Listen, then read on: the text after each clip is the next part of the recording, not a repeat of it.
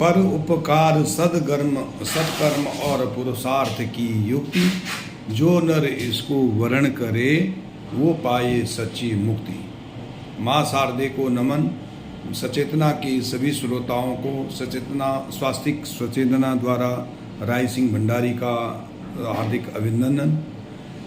स्वास्तिक पत्रिका सदा निरंतर आप लोगों के ज्ञान के लिए और सनातन धर्म के प्रचार प्रसार के लिए नित्य नए नए ज्ञान रचनाकारों के द्वारा प्रस्तुत किए जाते हैं। और प्रस्तुत है आज के निर्धारित विषय मोक्ष के निर्धारित विधा कहानी के ऊपर मेरी एक प्रस्तुति। किसी आश्रम में एक साधु रहता था।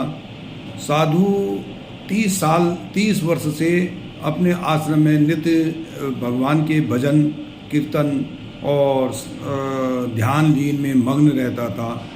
तो धीरे धीरे करके जब साधु का अंतिम समय आया तो उसे ये लगा कि अब मेरी मोक्ष तो निश्चित है, क्योंकि मैंने 30 साल से भगवान का भगवत भजन किया, भगवत सुमरण किया, भगवत की स्तुति की और उनके ध्यान में लीन रहा।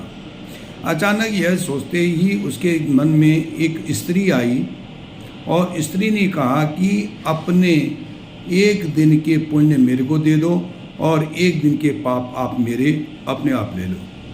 ये देख करके एकदम सन्यासी जो साधु थे वो विचलित हो गए और उनके मन में आया कि आज तक मेरे 30 साल तक मेरे मन में कोई स्त्री विचार नहीं आई, आज कैसे आ गई। तो वो गुरुजी के पास गए तो गुरुजी ने कहा कि ऐसा कोई भ्रम है, ऐसा मत पाल और कोई उससे नहीं है, मैं गुरु हूँ तेरा और मैंने तेरे को कहा था कि किसी स्त्री के और किसी कोई कुछ नहीं है, बस सच्ची भक्ति जो है, सच्चा मोक्ष आपको गुरु ईश्वर भक्ति में मिलेगा, ईश्वर ध्यान में मिलेगा। जब वो वापस फिर अपने आश्रम में आया, जब भक्ति में लगने लगा तो तब तक फिर उसको वही स्त्री दोबारा प्रकट हुई और कहने लगी कि एक दिन के पाप मेरे ले लो, एक दिन का पुण्य आप मेरे को दे दो।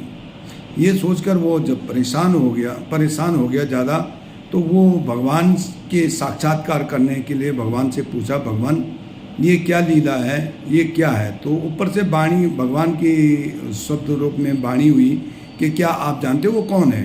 तो उसने कहा नहीं भगवान मैं नहीं जानता हूँ। कह रहे ये तुम्हारी स्त्री है, आप जब 30 साल पहले उसको छोड़ कर आए थे तो वो अब बेचारी बहुत रोई, जितना धन संचय था वो समाप्त हो करके जब बच्चों के पास खाने के लिए कुछ नहीं मिला तब उसने एक कुष्ठ आश्रम में नौकरी की कोई बच्चों को पालने के लिए और उनकी सेवा की जो उसको कि सभी लोग छोड़ देते हैं।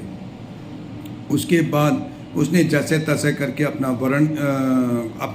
भरण पोषण किया, लेकिन आज के दिन में उसके पास जो है कुष्ठ रोग लगा हुआ और वह उसको पता चल गया कि मेरा जो पति है वो अंतिम शैया पे है और उसका मोक्ष नहीं हो सकता है। इसलिए वो अपने पाप कह करके अपने पुण्य को अपने पति को देना चाह रही थी। तो उसको कह रहा कि भगवान ये कैसे संभव है, क्या करूं मैं। कह रहा ये आप जिसको सोच रहे थे कि ये मैं मोक्ष को प्राप्त हूँ और मैं अपने सद्कर्म करूं, भगवान भजन करूं, तो न तो मेरे को आप अगर किसी को खाना बोलो और खाना आपके पास मिले तो ये संभव नहीं है। आपको परोपकार, दूसरे की निस्वार्थ सेवा, दूसरे की परहित कर्म करना पड़ेगा, तभी जाके आपको मोक्ष मिलेगा।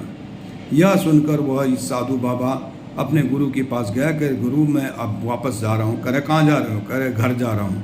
कह रहे क्यों घर जा रहे हो। 30 साल से मैंने तुम्हें शिक्षा दीक्षा की कि घर से संन्यास लेकर के तुम भगवत भजन में रहो। कह रहे नहीं भगवान मैं घर जा रहा हूँ मोक्ष की शिक्षा लेने के लिए, क्योंकि मोक्ष का ज्ञान आपने नहीं दिया, मोक्ष का ज्ञान मेरी स्त्री ही मेरे को दे सकती है।